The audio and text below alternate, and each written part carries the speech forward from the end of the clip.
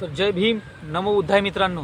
जसं की तुम्हाला माहीतच असेल की बऱ्याच दिवसापासून महाबोधी विहारासाठी बरेच लोक, बौद्ध भिक्षू असो की आंबेडकरी समाज असो, बौद्ध समाज असो, हा मोठ्या प्रमाणात आंदोलन करत आहे.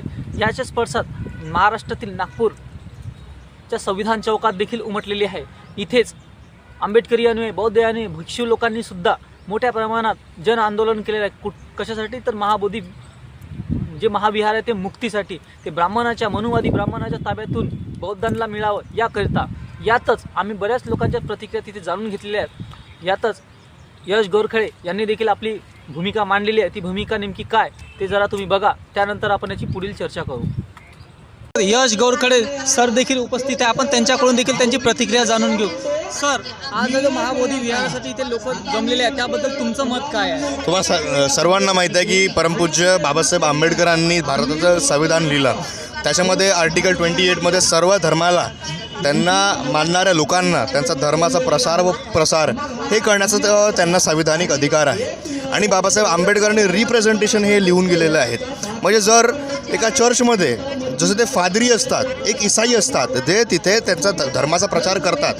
एका मंदिरमध्ये पंडित असतो, तो पंडित आपल्या हिंदू धर्माचा तो प्रसार करू शकतो. एका मस्जिदीमध्ये एक मौलवी असतो, तो आपल्या धर्माचा प्रसार तो सिमिलरली तो करू शकतो. आणि एका बौद्धविहारामध्ये एक भिक्खू असतात, आणि हे जे भिक्खू आहेत ना, हे अनुयायी आहेत आणि त्यांना बुद्ध धम्माचा जे प्रसार आहे ते करतात.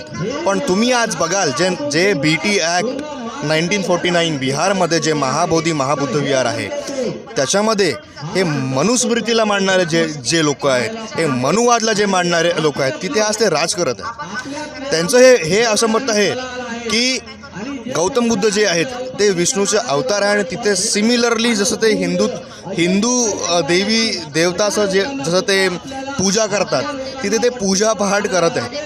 आणि आज आम्हाला तिथे भिक्खू संघाचे लोक हवं. तिथे भिक्खू संघाचे लोक नाही आहेत.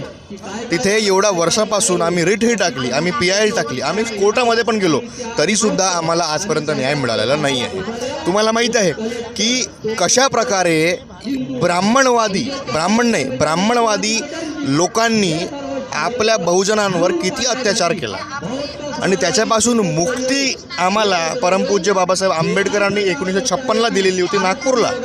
तर आम्ही बुद्धाच्या मार्गावर जाणारे लोक, आम्ही शांतीचं प्रतीक मांडणारे लोक, जर आमच्या तथागतांच्या जे वास्तू होती, जे सम्राट अशोकनी बनवलेली होती त्या काळामध्ये, जर आज त्याच्यावर कब्जा करून बसणारे हे मनुवादी लोक जर हे करत असतील, तर मग आम्ही सुद्धा बाबासाहेबांची औलाद आहोत. आम्ही आमचं हक्क हे घेऊ शकतो. कारण की बाबासाहेबांनी क्लिअरली म्हटलेलं होतं की अधिकार आपको घर पे कोई लाके देगा नहीं, अधिकार आपको कोई प्यार से देगा नहीं, अधिकार आपको छीनना पडेगा, हक आपको छीनना पडेगा. जर बिहारची सरकार आणि इनफॅक्ट मोदीजी जेव्हा US ला जातात, मोदीजी जेव्हा वेस्टर्न कंट्रीला जेव्हा ते जातात, तर ते काय बोलतात? मैं बुद्ध के देश से आया हूँ. तो भैया बुद्ध के देश से अगर आप आए हो तो बौद्धों के ऊपर जो अत्याचार हो रहा है उसके ऊपर आप चुप्पी साधे हो. मी आपला धन्यवाद करतो की आपण लोकसुद्धा म्हणजे आपण जे इथे कव्हरेज देत आहेत ते म्हणजे अतिशय मी आपलं अभिनंदन करतो की आपण हे बातमी तरी टाकत आहे. कारण की मेनस्ट्रीम मीडिया हे मनुस्मृती मांडणारी मीडिया, हे माननीय मोदी जे स्वतः मनुवाद आहे त्यांना मानणारी आणि त्यांना चालवणारी मीडिया आज बौद्धांवर जे अत्याचार होत आहे त्याच्याबद्दल एकही शब्द म्हणत नाही आहे. वंचित बहुजन आघाडीचा कार्यकर्ता म्हणजे आहो मी, आणि त्याच्यामुळे हे आम्हाला गर्व आहे की श्रद्धेय बाळासाहेब आंबेडकर आणि वंचित बहुजन आघाडी हे एकच पार्टी आहे ज्यांनी खुल्ला पाठिंबा जाहीर केलेला आहे. बाकी अन्य पार्टी जे लोक फक्त आपले मतं घेऊन जातात, त्यांनी आजपर्यंत याच्याबद्दल एकही काही बोललं नाही. कारण की त्यांना असं वाटतं की हिंदू जे मतं आहेत ते आमच्या हाताने चालले जातील. पण हिंदू लोकसुद्धा यांच्या विरोधामध्ये आहेत. कारण की यांना माहीत आहे की हे ब्राह्मणवादी लोक हिंदुत्वाला सुद्धा हे बदनाम करणारे लोक आहेत. हे हिंदुत्व हे जे करून राहिलेले आहे ते मनुस्मृती आहे, ते मनुवाद आहे, ते हा हिंदुत्व नाही जो शिवाजी महाराजांचा होता. आता रिसेंटली जे ब्राह्मणवादाचं तुम्ही उदाहरण दिलं आहे, ब्राह्मणवाद आणि ब्राह्मण याच्यामधला फरक काय आहे? बघा, बाबासाहेबांचा एक खूप चांगला मित्र होते, ते ब्राह्मण होते. मनुस्मृती जाणणारे कोण होते? ते बाबासाहेबांच्या अगोदर तेच होते. तर आपल्याला हे बघावं लागेल की ब्राह्मणासोबत आपल्याला काही वाद नाही. ब्राह्मणवाद म्हणजे हे सुपिरियरिटी आहे. तुम्ही जेव्हा अमेरिकाला त्या काळामध्ये काला और गोरा था, काळा आणि गोरा भेद ते ते ते ते ते सुपिरियरिटी होती. व्हाईट रेसिझम, ब्लॅक रेसिझम हे सुपिरियरिटी होती की तुम्ही खालचे आहेत आणि आम्ही वरचे आहेत, तुम्ही काळे म्हणून तुम्ही खालचे आणि आम्ही वरचे. ब्राह्मणवाद म्हणजे हे भेदभाव करणारा आहे. ब्राह्मणवाद म्हणजे की मी ब्राह्मण, मी सुपिरियर आणि तुम्ही क्षत्रिय, तुम्ही आमचे गुलाम, तुम्ही दलित, तुम्ही आदिवासी, तुम्ही महिला. तर हे ब्राह्मणवाद चालणार नाही आहे. आणि ब्राह्मणवाद म्हणजे काय की ब्राह्मणवाद म्हणजे साम दाम दंड भेद करून कसं राज्य करायचं हे ते लोक करतात. आज नागपूरमध्ये रिप्रेझेंटेशन कोणाचं जास्त आहे आणि कोण इथे नेता म्हणून चाललेलं आहे तुम्हाला माहीत आहे. महाराष्ट्र राज्यामध्ये रिप्रेझेंटेशन कोणाचं आहे आणि कोण मुख्यमंत्री आहे तुम्हाला माहीत आहे. तर ब्राह्मणवादमध्ये फक्त ब्राह्मण नसते. मोदी हे बहुजन आहेत, पण काम ते ब्राह्मणासाठी करून राहिले, ब्राह्मणवादसाठी ते करून राहिलेले आहेत. तर ब्राह्मणासोबत काही वाद नाही. ब्राह्मण हे आमचे भाऊच आहे, पण ब्राह्मणवादाला, मनुस्मृतीला मानणारे जे ब्राह्मण आहे, जे ब्राह्मणवाद करतात, आम्हाला ते नको. आम्हाला शेवटचा मुक्ती प्रश्न हवी. तुम्हाला विचारतो. आता यंदा 2025ला RSSला 100 वर्ष पूर्ण होत आहे आणि त्याबद्दल ते पूर्ण तयारीनिशी आहे. यावर बौद्ध समाजावर त्यांचा काही परिणाम होईल का? कारण की यावर दीक्षाभूमीचा जो 14 ऑक्टोबरचा कार्यक्रम होतो त्याच्यावर त्यांचा काही परिणाम होईल का? फक्त बौद्ध समाजच नाही, हे आम्ही पूर्ण बहुजन एक आहोत. जे 85% पॉप्युलेशन आहे आमची, आम्ही सर्व एकत्रित आहोत. आम्ही सर्व धर्मांना, सर्व धर्म समभाव आम्ही सर्वांना मानतो. आमचे लोक गणपतीमध्ये पण नाचतात आणि 14 एप्रिलला पण नाचतात, ईदला जेवण करायला पण जातात आणि ख्रिसमससुद्धा मनवतात. पण जर तुम्ही आमच्यावर थोपाल ते आम्ही खपवून घेणार नाही. आम्ही बौद्ध आहोत, आम्ही बहुजन आहोत, पण आम्ही आंबेडकरवादी लोकसुद्धा आहो.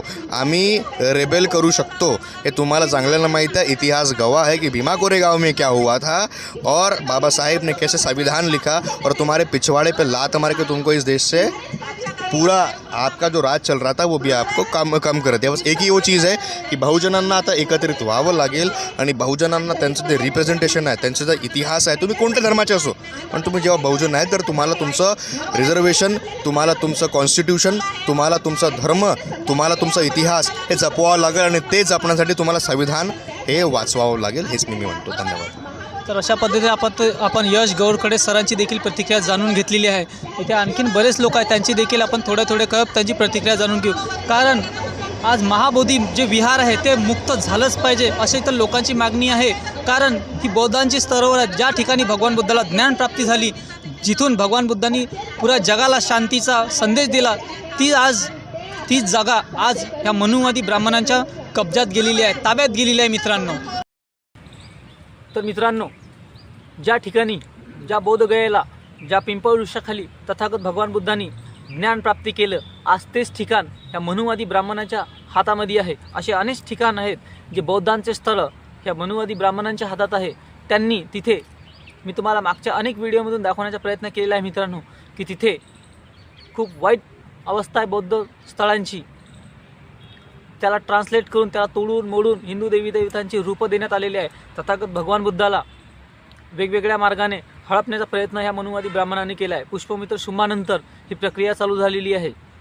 तथागत भगवान बुद्ध जेव्हा जिवंत हयात होते त्यावेळी देखील त्यांना विरोध झाला. बाबासाहेब आंबेडकरांना देखील मोठ्या प्रमाणात विरोध झालेला आहे.